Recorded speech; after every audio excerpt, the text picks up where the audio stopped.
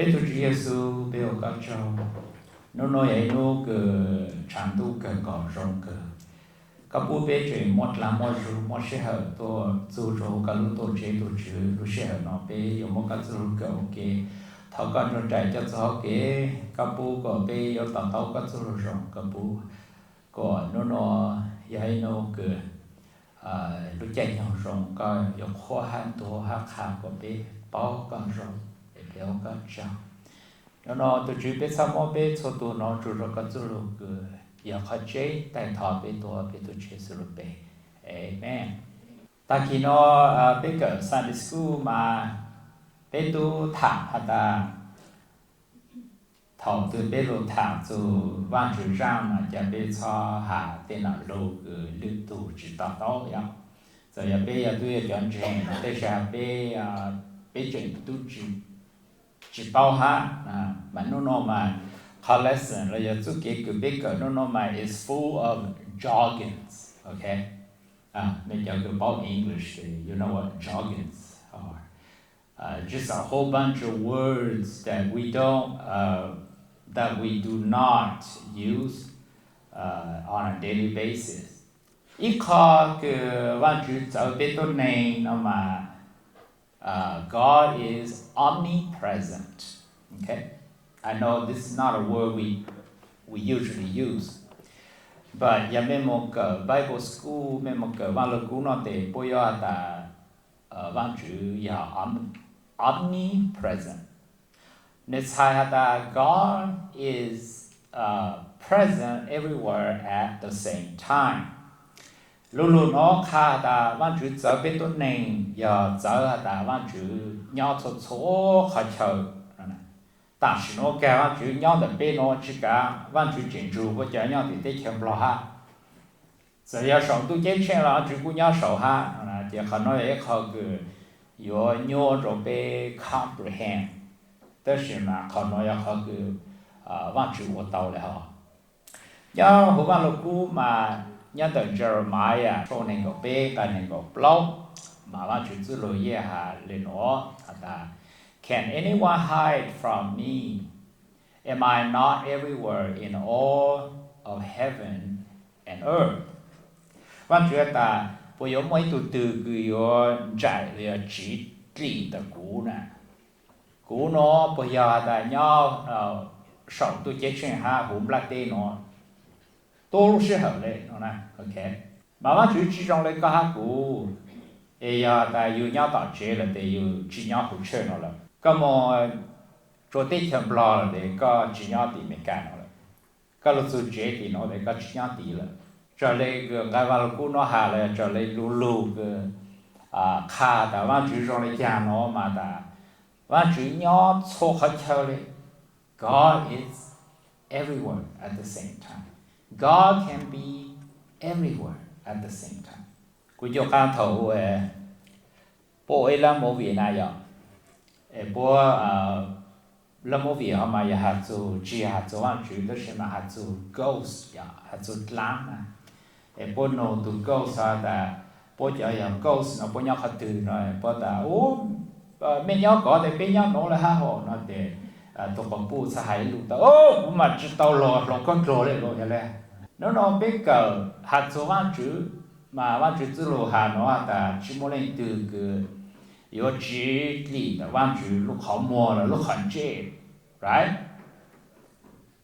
có hà lý cha là văn chữ nó ta có ô lý cha là văn chữ bù ta có yếu chỉ muốn cho biết tôi này sao tại vì tỷ luôn tu cầu là văn chữ nhau tỷ có yếu màu cho hú đồ lu hạt chữ ấy họ cái tu chắp lời là văn chữ nhau hú ha để bên mua văn chữ lu hơi khí nó lu sáng để chỉ mua ít tu từ cái chỉ cái văn chữ này mà họ nói mà chữ văn chữ to lên sao trong này nó sư lu à thì thâu lu là cái tu hạt mẹ ta thấu chính ta bá chữ ít khó ta mà đi chọn lang khổ mà ta bây giờ thả chữ bây giờ lang khổ để một tận đây là một tỷ u rồi mà thả ra lang khổ nó bây giờ nó văn chữ chỉ trong là họ nó có hạt cụ bé giờ mẹ chỉ sáng của văn chữ tu sa mẹ chỉ sáng của văn chữ nó chỉ sáng của văn chữ bù vậy cần sau ô sau hạ xứ nữa ok There's no way to escape God's presence. Okay, God can be everywhere.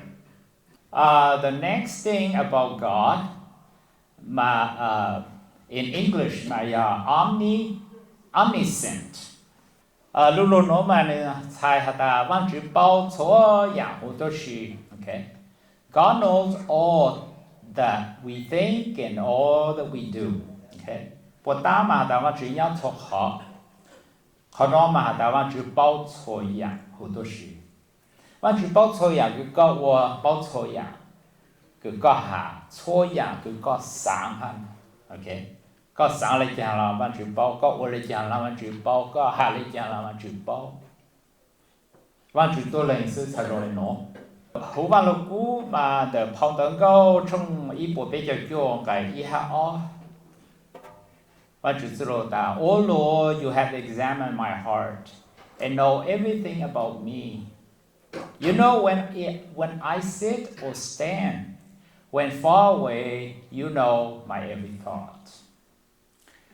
Ta ô tu chữ có bao của lũ sa, có rùa của lũ sa, có bao của lũ sa, có bao thổi dạng hạt sụp cũ, có bao thầu của nhau có chờ, có bao thầu của sơn rùa, có bao thầu của nhau lê, có bao của tê kế sáng thầu của nhau lê. Giờ tối nay ý sự nên bố chỉ bao dù có hai của tê kế chủ của bê tàu của tàu rồi. Bây giờ tụi cứ sâu dài cơn cầu lên máu lù mà mò ta nhỏ chỉ khả năng to là yếu chỉ khả năng về yếu giờ chỉ bù lên thì bao nó vậy mà mấy giờ tôi này nó mà biết sâu dàiเลยta bây giờ bây giờ tụi mẹ luôn này chỉ tàu mò lên thì bao rồi đó giờ tàu xong bỏ nó làm tàu mò lên thì bao rồi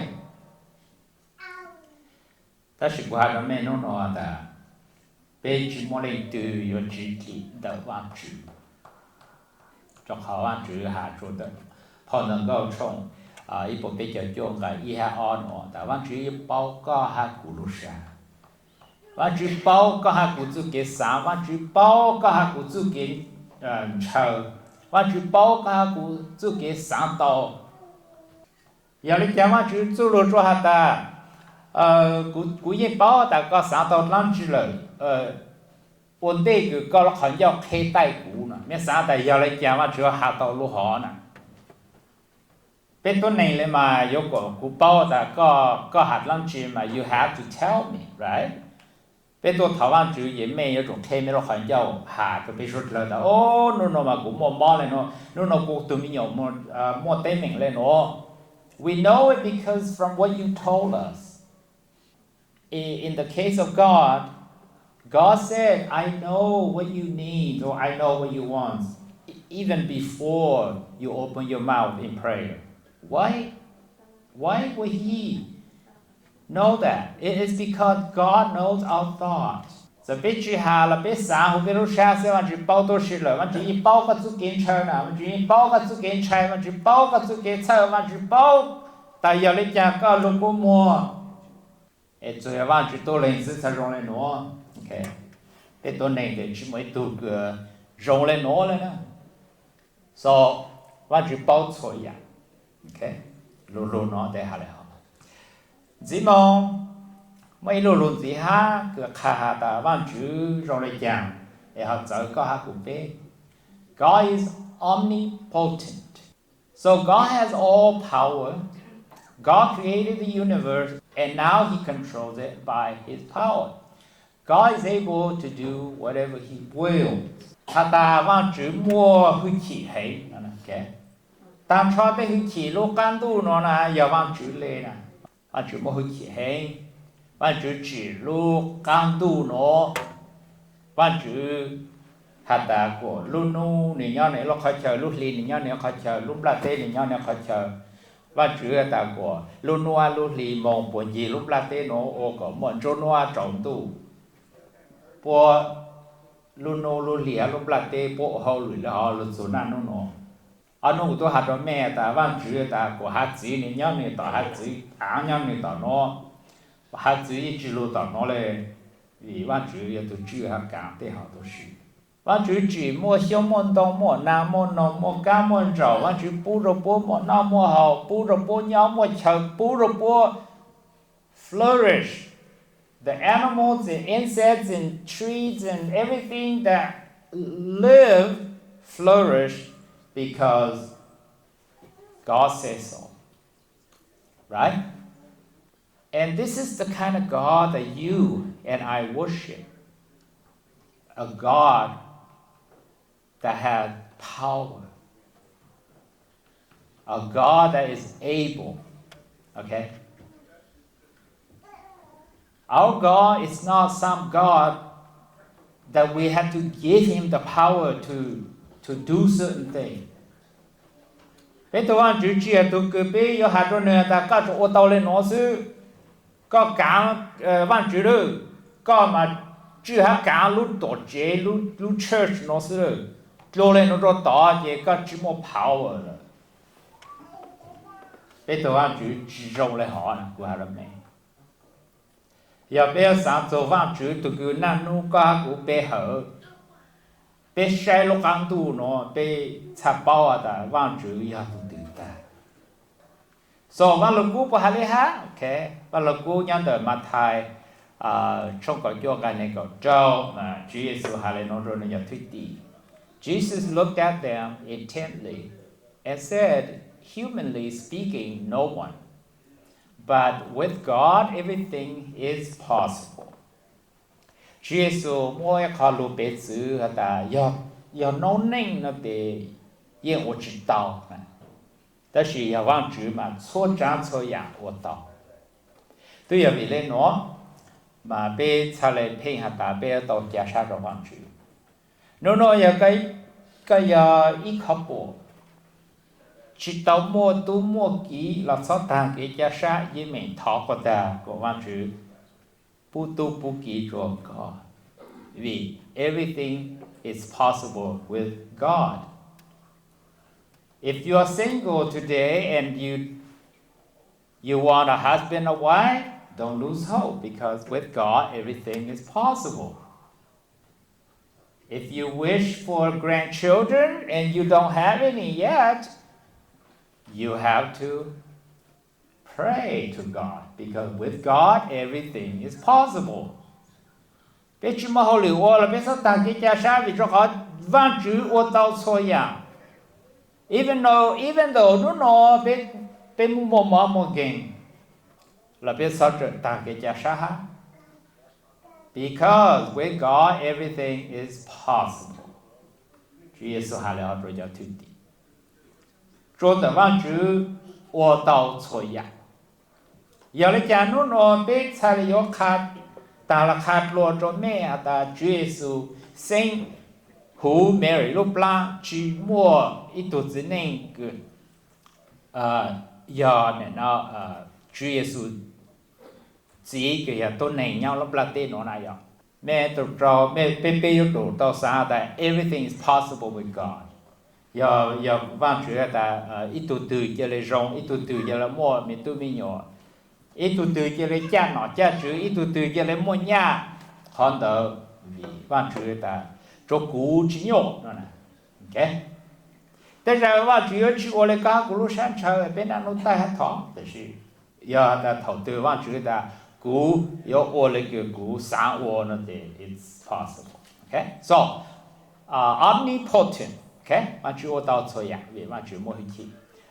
The next word is cô khăn nói là bé bao lulu eternal ya. Okay, God is eternal. God never had a beginning, and He will never stop existing. Lulu eternal nóจะsai ta văn chữ chỉ một bi chỉ một sao lên nào. Văn chữ ít chỉ với một văn chữ. Ý cho tôi này bố trẻ phê yếu hạt ta mấy nhân trang văn chữ ở lỗi lịch từ họ chỉ văn chữ ha nó lại rồi. Mẹ ta văn chữ chỉ biết số lời chỉ số trả số nhà lúc khăn tu nó nên mấy sense rồi, đó là giờ lại họ nói mẹ khai sẽ lên từ họ chỉ văn chữ. Bé bồi chủ đề của tao bố luôn nó ha. Bé bảo họ ta văn chữ, nhưng giờ văn chữ ít chỉ lên rồi xí nào. Chỉ mỗi từ cái chỉ văn chữ ha, giờ từ cái chỉ văn chữ họ giờ làm chữ ha rồi.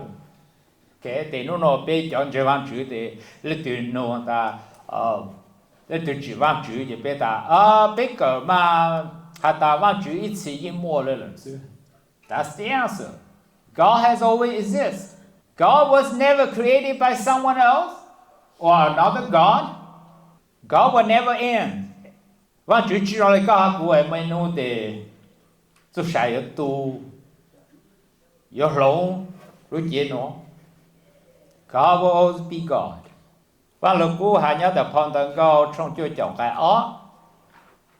Before the mountains were created, before the earth was formed, you are God without beginning or end. Hà ta ôn tê tọt trong hậu bên chỉ mua tên tờ. Ôn tê cứ lung bla tê nó yếu mua lung bla tê nó. God nè, cứ yếu vang chữ, yên yếu vang chữ. Và chủ chỉ mua họ đã có bi, có cơ. Giờ lấy chàng bé họ có hạ cho suốt là ta giờ lên từ tàu một nhóm từ và chủ lúc xuống là có nhóm mỗi chỉ, có chỉ mua nụ cơ. Because God is eternal. Lên từ tàu một nhóm từ và chủ lúc xuống là thì nhóm mỗi chỉ ta rồi. Vì và chủ chỉ mua cơ nè. Chỉ mua ít nụ bây giờ ta tàu một nó luôn xong mà và chủ là lâu đấy là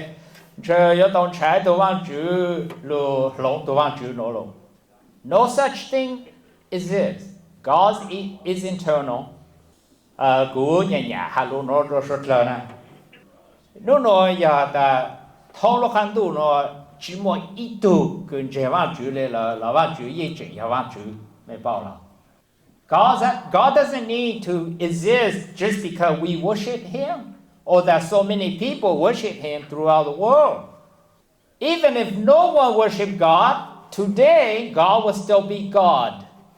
And that's why we call God eternal. And if you look around other religion, other faith, it's not like that.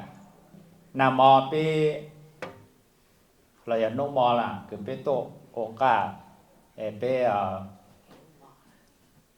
pe hao lo heart no tỏ lo chế tỏ nè nhau. Bây giờ cứ mẫu giang mà mấy cái trái này nhau right. Tất nhiên mà bây giờ hạt rồi cho cổ bù nè cứ mẫu giang bây giờ mấy nó tao cơ. Bây giờ mấy chia tụ cứ tốt lang tốt khó nè mấy chỉ một lang khó cho cổ giờ sức nè nhau. Để bên mẫu này để tụ chỉ nên giờ tụ tốt lang khó. Tất nhiên giờ nó cứ yêu chú sáng nó tu rồi để yêu tu lang khó blue, ok. Yêu chú kế cứ yêu nó tai thọ bề hở to rồi yêu. Bây giờ chỉ mang chuyện nó bây giờ to ta là mang chuyện nhau là khô, bây giờ gia ta là mang chuyện nhau là khô. Lửa thì bên mô lô chơi nó xấu bây giờ ta lúc chỉ nên chỉ to bề hở mang chuyện là mang chuyện nhau mang chuyện là khô. That is how eternal God is. Alright, next is God is unchangeable. God will never change because He is absolute perfect. So in Malachi 3:6, for I am the Lord, I do not change. That is why you are not already utterly destroyed, for my mercy endures forever. Văn chữ giờ ý từ văn chữ cơ nữ chữ lỏng lên đó nè, ok. Biếtตัวnày mà biết lỏng nè, ok. Đó là văn chữ mà ta văn chữ lỏng lên, ý chữ lỏng lo lên nó hả, ok. Em nhớ là Malachi trong bên cái trò nói văn chữ tự lo sa ta, cú ya tu chữ, cú yên chữ lỏng lên. Tôi giờ về lên nói mẹ cha chỉ bỏ cho vì cho họ cú mua tự cái rạng cho mẹ mỗi次lên nó nè. Bên bộ gia sa to ta văn chữ rạng có hạ cú để kiến cho kiến chủ của bên mua. Giờ văn chữ trong lại có hạ cú nô từ giờ bên nhỏ sa để bên tụt ở sau đó này rồi bên để mi tụi mi nhỏ bên ở sau đó này bị chờ rồi bên nhỏ sen dữ. Bên một lễ ôn nô từ bên nhỏ sa để bên tụi ở sau đó này rồi để phong dữ từ bên ở họ luận chủ ha. You know why? Because people change. Họ bây giờ lúc tao lười tôi chỉ tao để rằng depends how we feel. Ta chỉ có hai đôi mẹ và chữ chỉ rằng là bé. God doesn't change. Chúa Giêsu tu hai là lúc trẻ ta nó ở miền Nam mà nó bị gì là người tu ô sư. Và Chúa hạt ta mẹ cha sai rồi của tu người cho mẹ luôn cho cũ. Chỉ ở bên nô văn Chúa ta ô bé ở long cho plan B no, right? No, God does not change, not like us. So God is unchangeable. I think another way to look at that is that no one can change God. He's not under the outside influence, right? He's so absolute, so perfect, he doesn't need change. Có hai cụ mà bên nano hay là nói bên ta, cụ mà nano sáng ơi tôi phải rong, cụ trẻ nano hiểu ơi tôi phải rong rồi cụ tôi phải bu, cụ trẻ nano hiểu ơi tôi phải bu rong rồi cụ tôi phải nãy gì trẻ nano hiểu có sáng tế rồi cho nên nhỏ. You know why? Because we are changeable. Bé tôi này mà bé lộn này, yeah. Even though you should look and go, no, that's it. In 5 years, you may leave your wife or your husband because you're not unchangeable. But God's not like that. Okay? We have to remember God is unchangeable. God is so perfect, he doesn't need to be changed. And nothing else can change him. So we can depend on his promise. We can trust him. Okay? All right. Next, I know, it's just jogging. All right, the next thing about God is that God is holy. God is absolutely pure and senseless.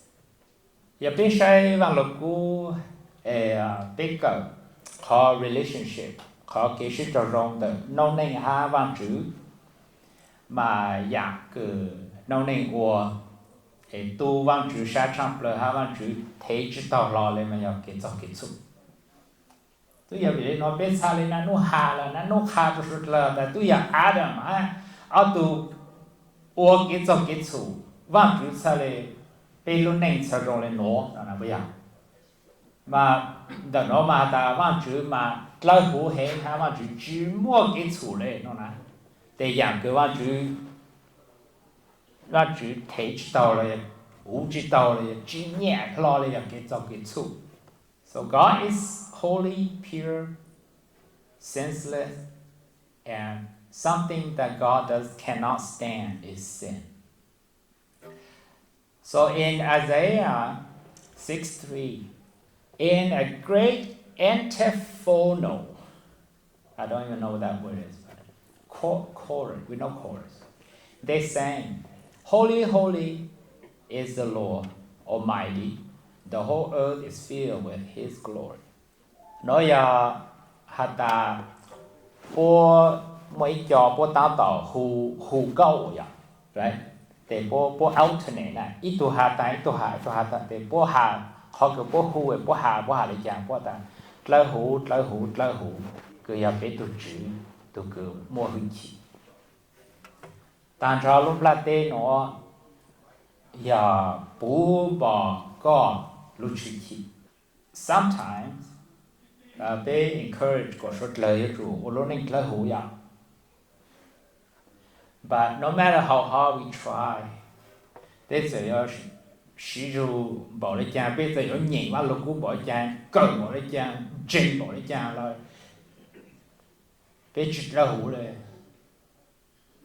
bây giờ ô chủเลยright? Ta是没操帮啥，没操啥的为被 chỉ là hồ ha chỉ rong bỏ để văn chữ để chơi văn chữ chỉ ở bên cụ chỉ ở đây ha cho họ cái cờ nó do khá là bên là bên mua họ cái giá sa vì văn chữ là bên mua cái giá sa tao họ cờ là văn chữ có hai cụ bên mà là God is just everything God does is right and fair okay văn chữ giang dạy hệ số dạng cái văn chữ của mà yin yo ha yin yang okay yin yangแต่ความต้องการช่วยbộ có cho cái ít bộ biết cho sang mà văn chữ tự lo hà lên nó Oh Lord you are just and your punishment are fair đây là bên tu sa ya bên sa đó của họ của doanh nghiệp mà đây là văn chữ trong gì trong của ta biết khi bây giờ tu sa bây giờ sa đã chỉ nhau但是也被包的往举肉人家，往举养黑，讨往举周子一举鸟，讨往举补个、撸个、染个，往举加个、补个用加个，到也要给养也要，right？ là mẹ xã đã biết luôn nên ổn nên nhau là gì rồi có nửa lạ tàu lạ bộ nổ là sao mà mẹ bỏ xã đã mẹ tàu itu tu ya yok ke mẹ tàu itu sai ya yok ke mẹ tàu itu khoi ya yok ke mẹ muốn tàu rồi bận chuyện yok ke mẹ muốn cha tàu khó hậu lưỡi yok keอย่างเกินโน้มก็เตาชี้ยออย่างก็เชอไปสามารถไปแต่ว่าจุดจีอย่างนะก็เตาเขาก็เตาวียิ่งยอเขาก็จีอย่างก็เตาอย่าไป truly believe ฮะแต่อย่างกูเตาอย่าว่าจุดปูรกูละยี่จีโมโยเกะคือ there's no mistake from God's side of things no mistake sometimes we just can't comprehend and we think that God has made a mistake by giving us our suffering our situation in life right but if we believe God is just and whatever he does is right and fair then we wouldn't be complaining I shouldn't complain. You shouldn't complain. Last point. Okay. God's love. It is God's nature to love.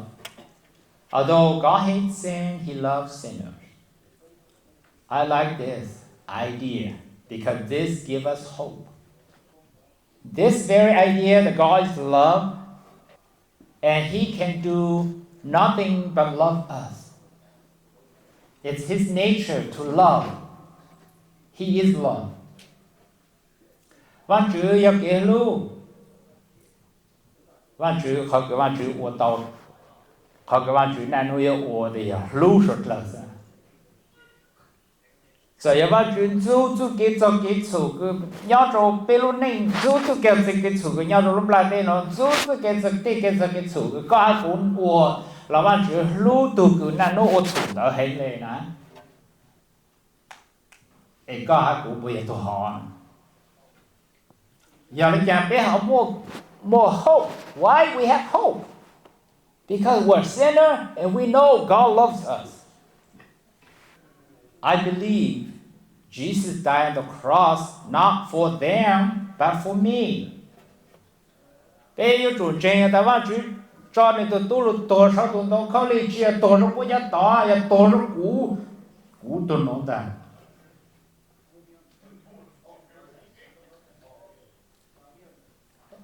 so let's get something clear straight God hates sin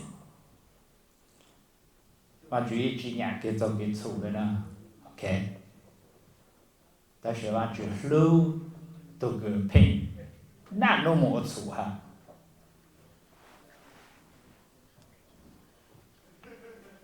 nhớ dòng hà trong blog cái cột trâu okay 1 John 4:16 we know how much God loves us because we have felt His love, and because we believe Him when He tells us that He loves us dearly. God is love, and anyone who lives in love is living with God, and God is living with him. So because chỉ tao lát chỉ lo đấy rồi cũng sáng còn bên chú ta làm chữ lúc có hai cũng biết cái này, ok? Nhớ là ý họ trong lòng cái một trò ta bên bao ta làm chữ lúc bên bảo đến cha trong họ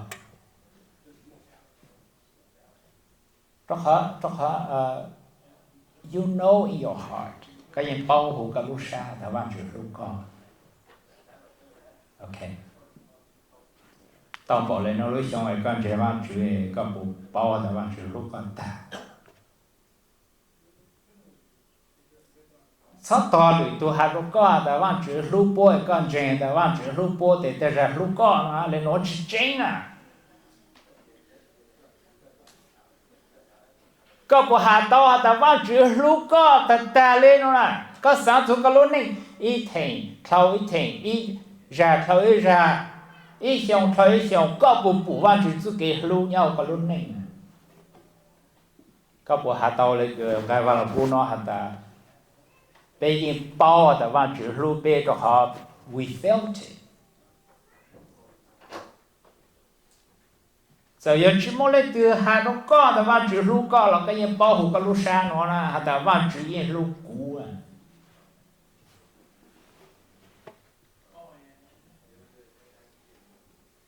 Lúc cũ chỉ là lúc sẽ ta sẽ lúc hình lên nè. Vì vậy chỉ là cái lúc lên từ ô lúc này nhau chủ cái lúc để tụi họ ô lúc này chủ văn chữ hai văn chữ chủ tụi họ ta. That's why they lo nhau ở bên trên bên chủ sĩ lúc. Right?